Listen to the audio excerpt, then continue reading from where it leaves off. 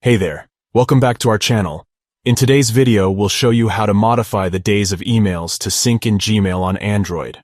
By default, Gmail syncs your emails for the past 30 days, but you can change this setting to sync more or fewer emails. Here's how you can do it in just a few simple steps. Step 1. Open Gmail first.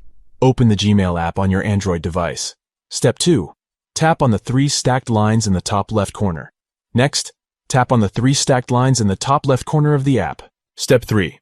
Scroll down to Settings. Scroll down until you see the Settings option and tap on it. Step 4. Choose an account.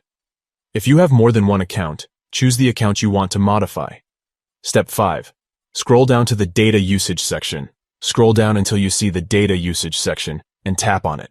Step 6. Find Days of Emails to Sync as the second option. You'll see the Days of Emails to Sync option as the second option. Step 7. Tap on it and slide the numbers bar up or down. Tap on it and slide the numbers bar up to increase the number of days or down to decrease the number of days. Step 8. Tap on Done when you're finished. When you're finished, tap on Done to save your changes, and that's it. You've successfully modified the days of emails to sync in Gmail on Android.